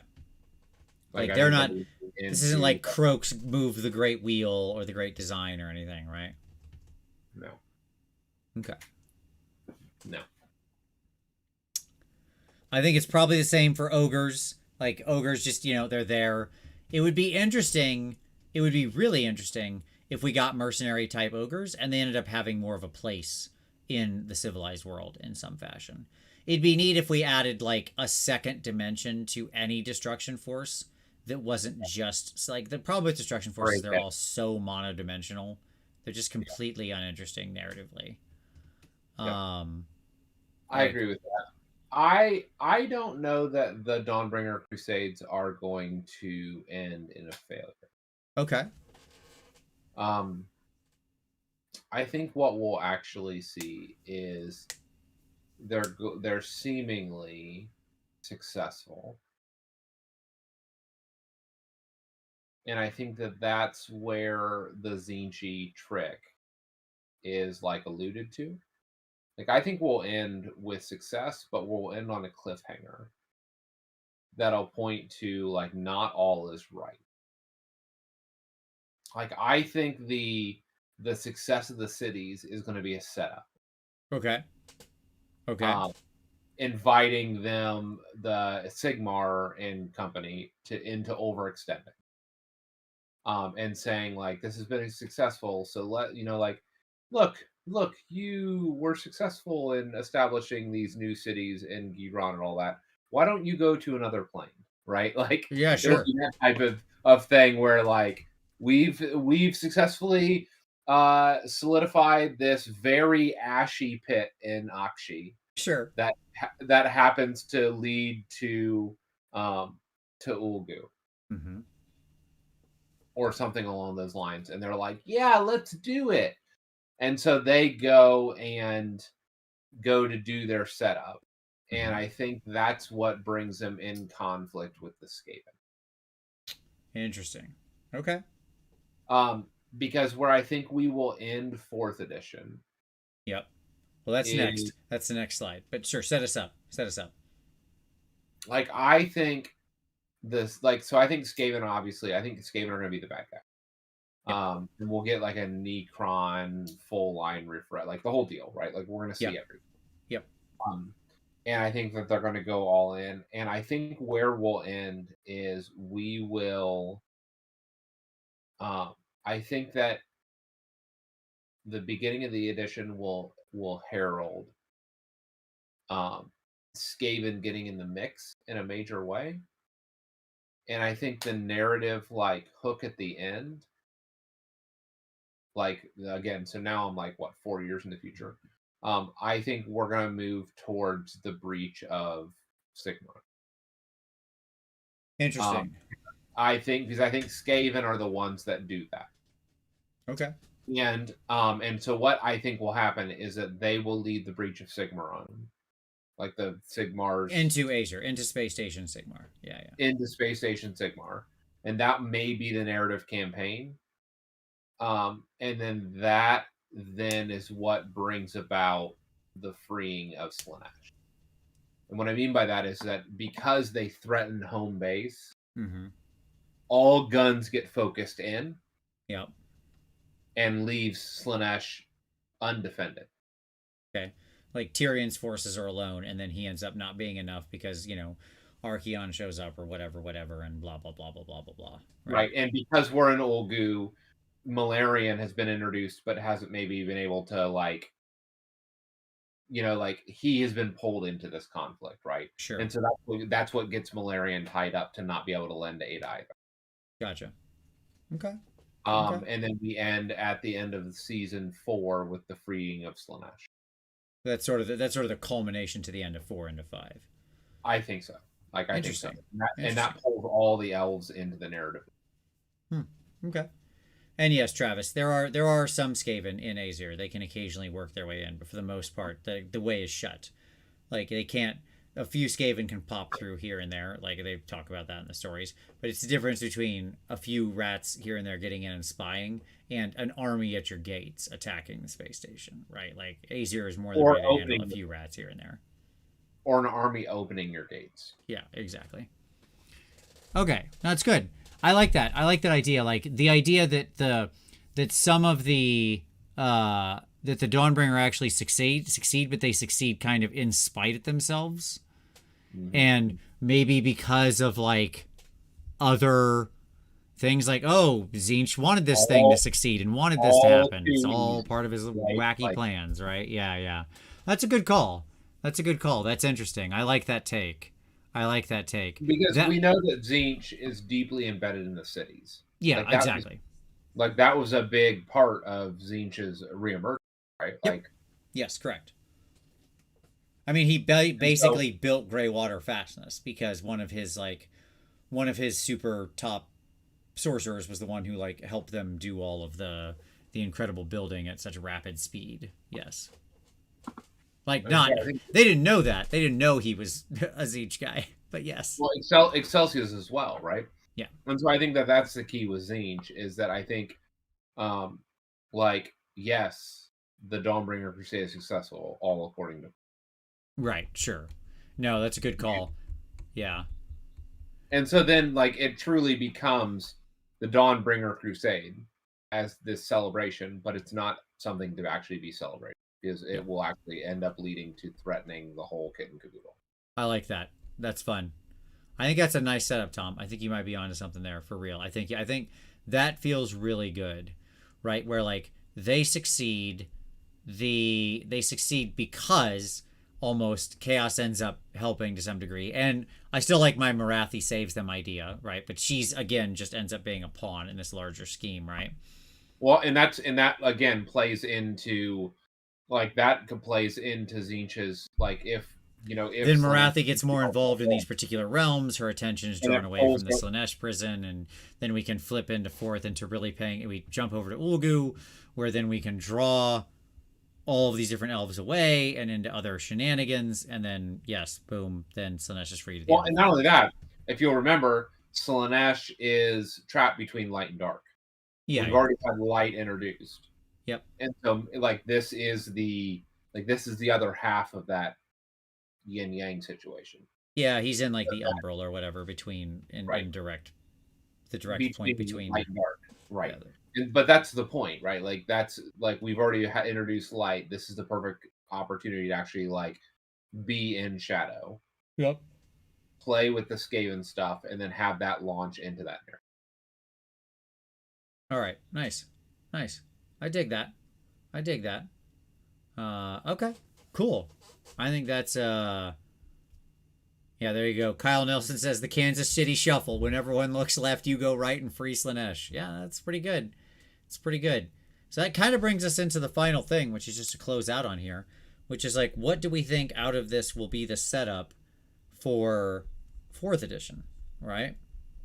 Mm-hmm. And to me, yes, I think like your setup for 4th is, I want the launch box to be Cities Part 2 and Skaven, but it'll probably be Stormcast and Skaven. I think it'll be a combination of Cities and Stormcast. Okay. It'll be a new Stormcast unit with Cities Part 2. Okay. And like is the setup that Azir gets breached in a bigger way? Is that the setup for the actual box set? No, I think that Like what is the excuse to have these two forces meeting directly? they were so successful in the Dawnbringer Crusade that something happens that they have. It looks like they have a opportunity to expand farther into Ulgu. Okay, got it.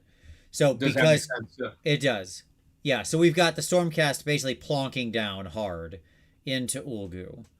And then Yep. when there, they meet all of the Eshin rats that are redesigned because that's what's in the sort of launch box, right? Well, the And key, then everything else key comes is post the launch box. they overextend. They Mhm. overextend into Ulgu.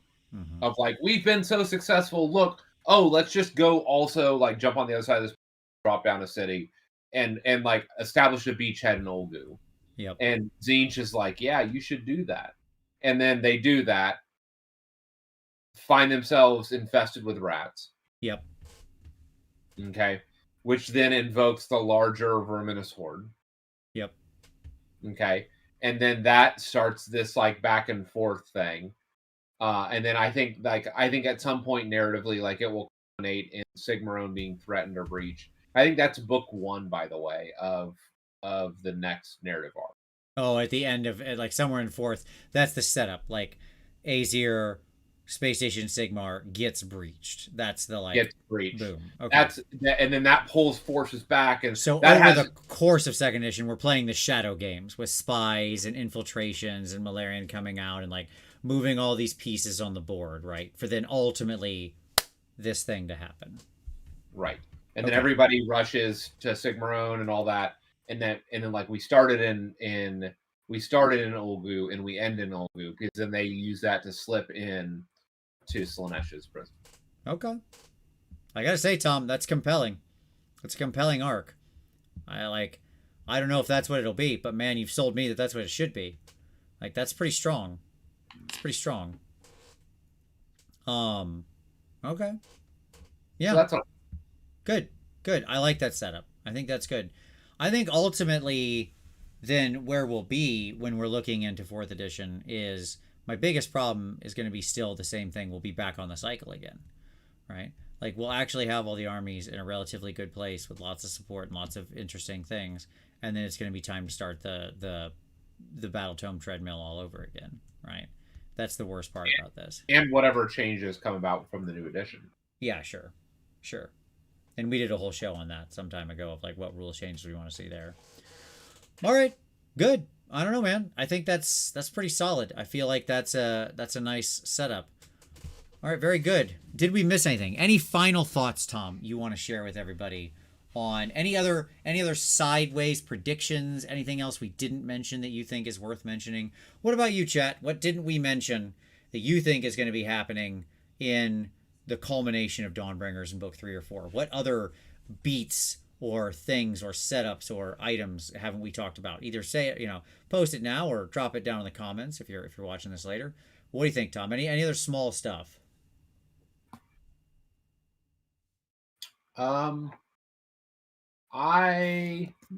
mean, the other thing I would say is that if we're already then now talking about fourth edition, I would love to see them drop a narrative like Season of War style book mid-season. Okay. So, Like we got Season of War Thondia, but we get something like that Ulgu-ish, right? Yep. And that sets the stage for the conflicts and the kind of the movement that's happening, right? Yep. And I think that's where Malarian would jump in, and then you fast forward then another year down the road, and then that's when you start your march towards. Okay. Quality. Yeah, I do hope they do at some point. I hope they figure out what the heck is this supposed to like. How is the narrative arc of the edition supposed to play out? It's so loosey goosey right now in what's going on. Like we've got whatever's happening over with Warcry at any given point in time. Right now, we're raiding a crashed spaceship or whatever. Right. Anger. Right. we've got whatever's happening with Underworlds, right? And that's its In own Ulgu. little part of the world in Ulgu being explored, right? Yep. And then we have theoretically whatever the main thrust of the story is on the plane we're on, right? That we're focusing in on, in the realm we're focusing in on. And I just wish they would figure out kind of the narrative book arc a little cleaner or whatever. To like actually ground us in the overarching story of what's happening. Mason said, "Will we get another incarnate?" What do you think, Tom? Will 4th edition bring us another incarnate? Yeah, an incarnate of Shadow. Okay. I don't want there to be another one, but I think we probably will get another one. And like, it's fine. We could get 10 more incarnates. They just need to be narrative only. Like, make them a narrative thing, and that's fine. And don't put them in a $200 box of terrain. Like, just we could just learn from our mistakes. Don't make them overpowered nonsense that shows up in like everybody's list, and make them narrative only things. It checks out. And or if you feel like you're gonna use them, please put their rules in some way. Don't make a whole new set of rules up for them. Just like make them work with the normal rules of the game in 4th edition. Not a whole new set of wackadoo rules that are completely separate. Okay. Cool. Good. All right. Awesome. Well, hey, for all of you out there, thank you so much for watching. I hope you enjoyed our little tinfoil hat edition. What didn't we cover? Drop it down in the comments below. Hit like. Subscribe if you haven't already. We'd love to have you back next week. Next week will be the Dawnbringers Book 2 review. We'll be diving deep into Trug and all the Ironjaw's goodness and some Sons of Behemoth stuff and KO things. We'll be taking a deep dive into all of that. It's going to be a great time. I cannot wait. But if you want to support the channel, lots of ways you can do so. You can pick up a game from myself and Uncle Adam. Those are all linked down below, all of our games that we've made if you want to have some fun skirmish action. And you can join the Patreon. That's down there. And that's focused on hobby and review and taking your next step on your hobby journey. And you can just share this video out. Costs you nothing, but I always appreciate it. Share the video, that kind of stuff. But thank you so much, everybody, for watching. Really very much appreciate it. And as always, we'll see you next Wednesday.